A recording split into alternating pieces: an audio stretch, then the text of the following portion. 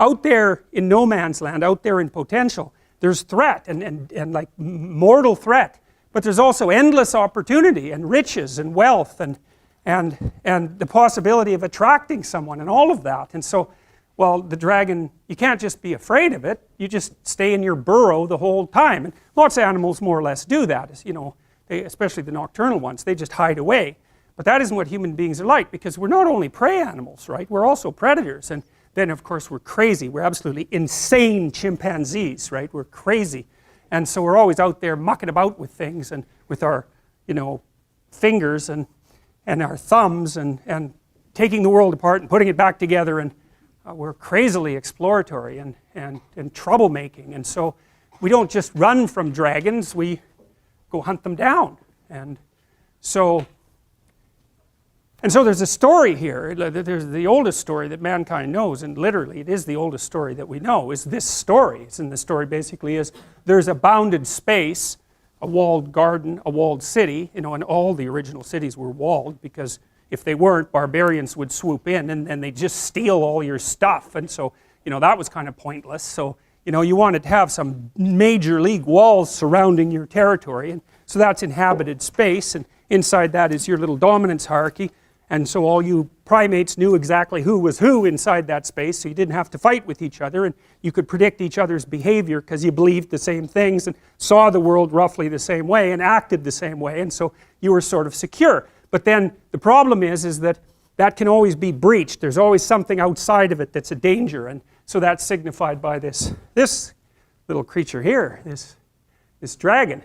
And that twirl in its tail is very common among dragons. It's actually a symbol, because imagistic languages, imagistic symbols have an ancient language, and it's referring to something that's basically eternal. And see, it lives down here in this cave, because it's an underground thing. It's an underground thing, and you can kind of imagine what that's like. And sometimes this happens in initiation rituals among archaic people. When they're going to initiate, usually the young men, because nature initiates women all by itself, usually the young men, maybe they'll put them in a cave and leave them there, you know, for like, well, who knows how long. And so you've got to think, what's in a cave? Now, caves are dark, man. I don't know if you've ever been in one, but like, they're dark, and they're really dark. And so not only is there whatever there is in the cave, and you don't know what the hell's in the cave, there's whatever you imagine might be in the cave. And so when you're in that cave and you're alone, you're confronting the devils and demons and monsters of your own imagination, you know. And so then you have a chance to perhaps deal with that and overcome it, and that's perhaps part of the initiation ceremony, you know, and that's part of growing up, because you have to learn how to face the things that terrify and upset you and recast them and put them back together. We talked a little bit about this idea of the pre-cosmogonic chaos that Iliad refers to, and that's the stuff out of which order is produced at the beginning of time, and it's also the stuff out of which you constantly reproduce order. And the Jungians, the psychoanalysts, especially the really deep psychoanalysts like Jung, Freud was a more surface psychoanalyst, and that's not an insult. There's some things that Freud figured out that are absolutely amazing. He was a precursor to Jung for sure.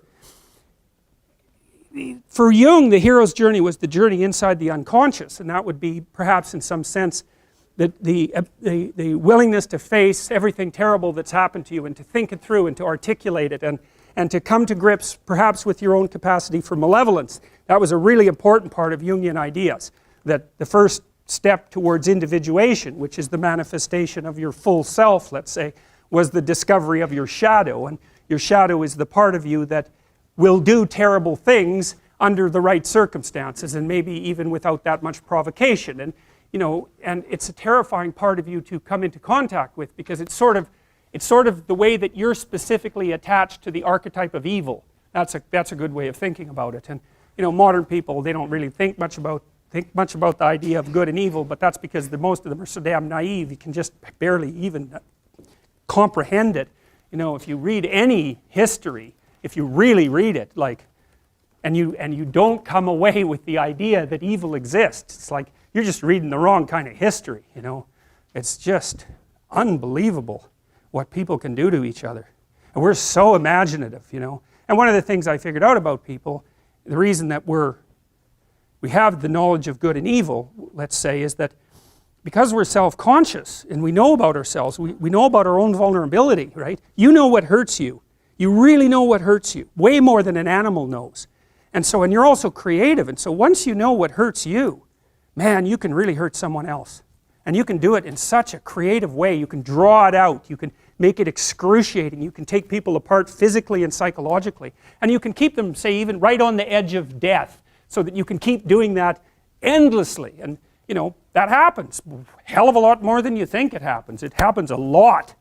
And so, well, and you think, well, you know, that doesn't involve me. It's like, oh yes it does, man. That's the problem, because you know, you're human, and that's the sort of things that human beings are capable of. And I'm not saying it's all probable that you do that ever, or that, but I'm saying that, you know, you got to take that into account. When you're looking at the world and you think about all the perpetrators out there, it's like, it's not like there's perpetrators and there's victims.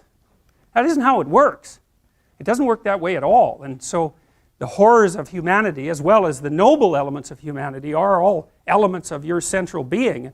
And for Jung, and this is the terrible thing, for Jung, the pathway to higher wisdom was through the terrible portal of, well, you could say hell, for that matter. Really. And so who wants to do that, man? It's like, no. You know, like maybe you're resentful about something. Well, you probably are, because like everybody's resentful about something, you know. And resentment is just a vicious emotion.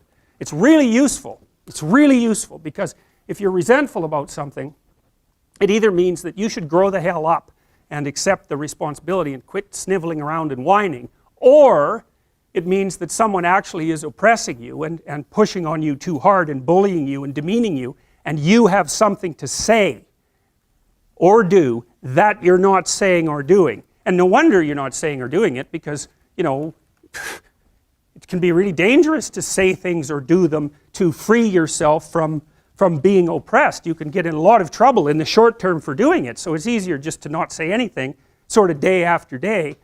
In the short term you protect yourself, but it just crushes you.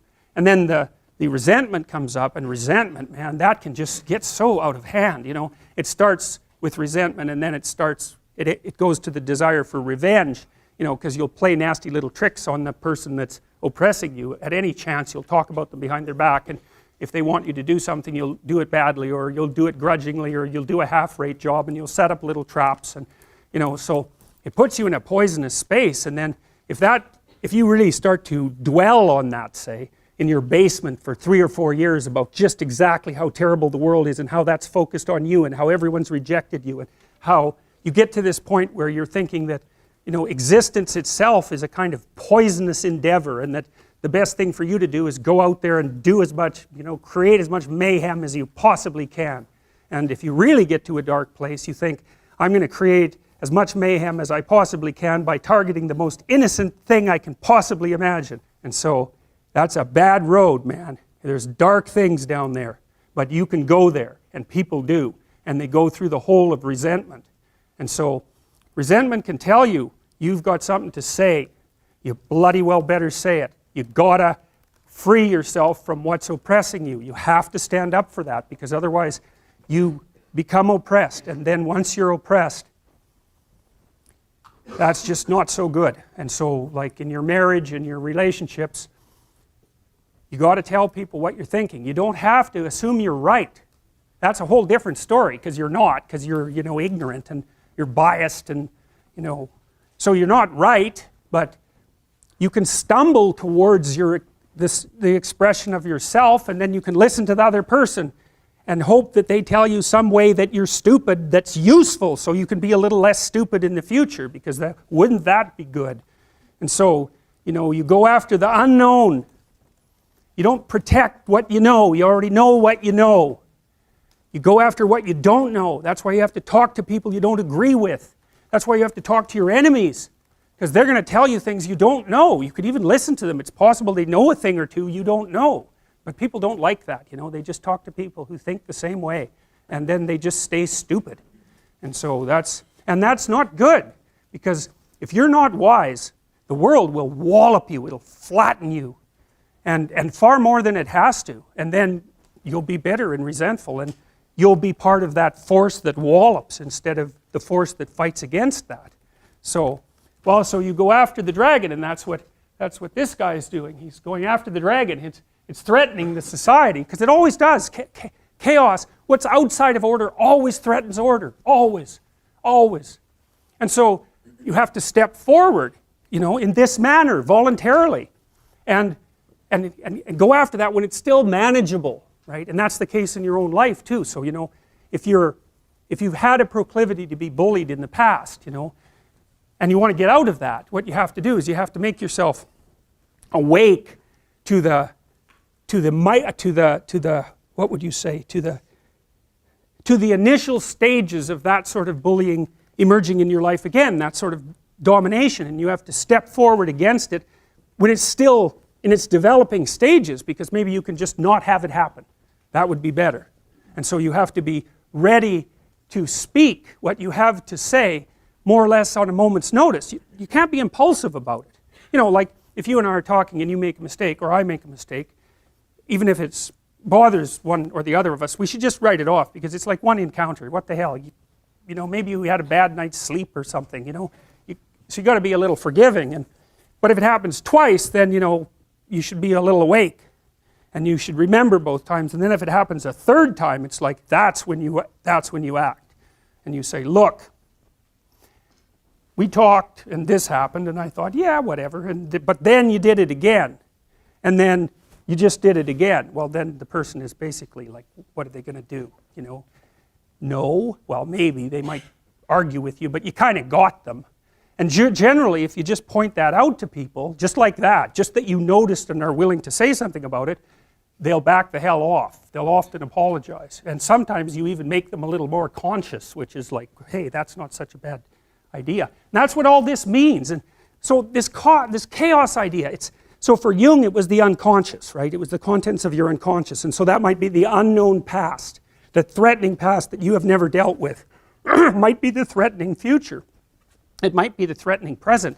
But Jung realized as he got older that the unconscious was also the world.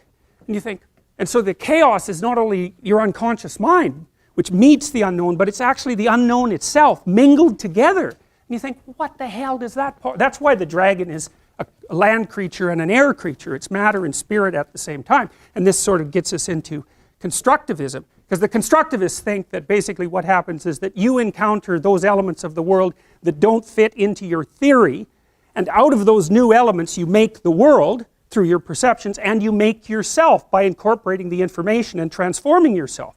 And that's how Piaget explains the development of a child.